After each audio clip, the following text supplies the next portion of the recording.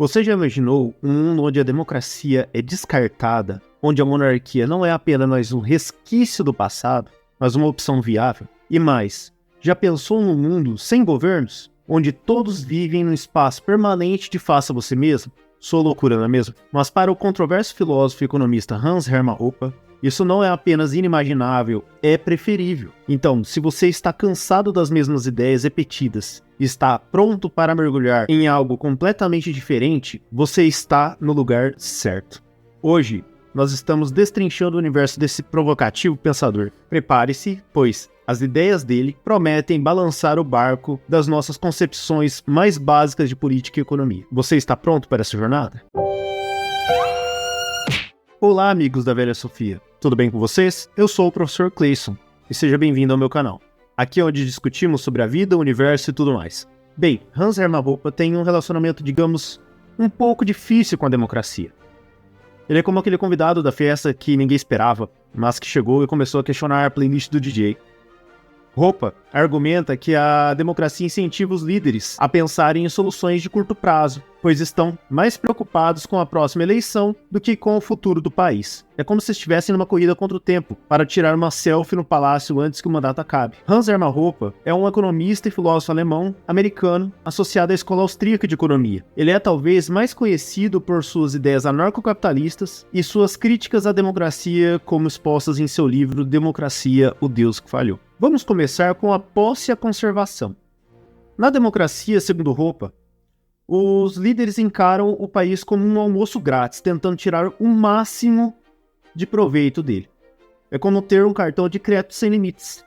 Mas na monarquia, o rei é mais como um dono da casa, tentando preservar o valor de sua propriedade. E o narcocapitalismo? Bem, nesse caso, todos nós somos donos da casa. Cuidamos de nossos próprios quintais. E cada um cuidando do seu próprio quintal, termina que a ordem social acontece. Agora vamos pensar em incentivos de longo prazo. Na democracia, diz Hoppe, os líderes estão numa corrida constante, sempre de olho no próximo ciclo eleitoral. É como um reality show em que a próxima eliminação está sempre a apenas uma semana de distância. Por outro lado, na monarquia, o rei está aqui para ficar. Ele é o personagem principal de um longo romance épico. Já no anarcocapitalismo, somos todos protagonistas de nossas próprias histórias, sem prazo de validade. Quanto à segurança e à estabilidade, que é o mais importante para o Estado, Hoppe sugere que os monarcas podem ter o incentivo para manter a paz. Afinal, ninguém quer uma revolta em seu quintal, não é verdade? Enquanto na democracia, as constantes mudanças de liderança podem ser tão estáveis quanto a sua internet no horário de pico. No anarcocapitalismo, bem, a segurança é um produto como qualquer outro, comprado e vendido no mercado, igual os caras do Piuí, que passam na porta de sua casa e custam menos de que R$100 ali para vigiar a sua casa. Só que eles sempre estariam armados e se o serviço for ruim, podemos trocar a empresa de vigilância. Por fim, vamos falar de eficiência. Segundo Hoppe, numa monarquia o processo de tomada de decisão é como um Honda, rápido, eficiente, seguro e nunca quebra. Na democracia é mais como uma grande corrida com vários carros velhos e capengas, tentando descobrir quem é o mais eficiente e como eles sempre quebram, sempre causam congestionamento. Todos querem cruzar a linha de chegada, mas leva muito tempo para chegar lá. No anarcocapitalismo, não há uma corrida, mas muitas pequenas corridas acontecendo simultaneamente. É uma verdadeira Fórmula 1 da eficiência. Mas Hoppe defende o anarcocapitalismo não por economia em si, mas sim por argumento moral e ético. Acerca da moralidade na democracia, Hoppe argumenta que a democracia mina a moralidade do pessoal e social. Ele afirma que numa democracia as pessoas são incentivadas a viver às custas dos outros através do sistema de bem-estar social e de impostos progressivos. Além disso, Hoppe vê uma incompatibilidade entre democracia e liberdade individual. Ele acredita que num sistema democrático, a maioria pode impor suas vontades à minoria, restringindo sua liberdade. Em termos de ética, Hoppe afirma que a monarquia é superior à democracia, porque a monarquia tem uma ligação clara e pessoal com o reino, enquanto na democracia os governantes são mais propensos a tomar decisões que beneficiam a eles mesmos e seus aliados, em vez de considerar o bem-estar de todo o país.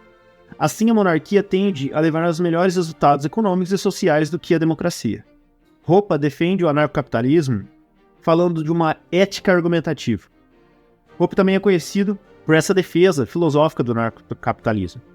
Ele argumenta que, ao participar de um debate ou argumento, uma pessoa implicitamente aceita certos princípios básicos, como o respeito pelos direitos de propriedade de cada um, neste caso, o controle sobre o próprio corpo, compatíveis com o anarcocapitalismo e o PNA, princípio da não agressão. É central para a filosofia anarcocapitalista esse princípio da não agressão. Esse princípio sustenta que é imoral iniciar a força ou coerção contra outra pessoa ou sua propriedade. Por definição, o Estado é um ente coercitivo e passível de abuso perante cidadãos. O Estado é monopolizador do próprio poder coercitivo e, por isso, deve ser suplantado pela descentralização, segundo Hoppe. Com isso dito, precisamos também considerar limitações e críticas à ideia de Hoppe. Alguns críticos argumentam que Hoppe simplifica demais os sistemas políticos. Sua teoria de que os líderes democráticos são orientados para o curto prazo, enquanto os monarcas pensam no longo prazo, pode não refletir as nuances e complexidades do sistema político do mundo real. Além disso, Hoppe idealiza o anarcocapitalismo, um sistema onde todas as interações são voluntárias e os direitos de propriedade são estritamente respeitados.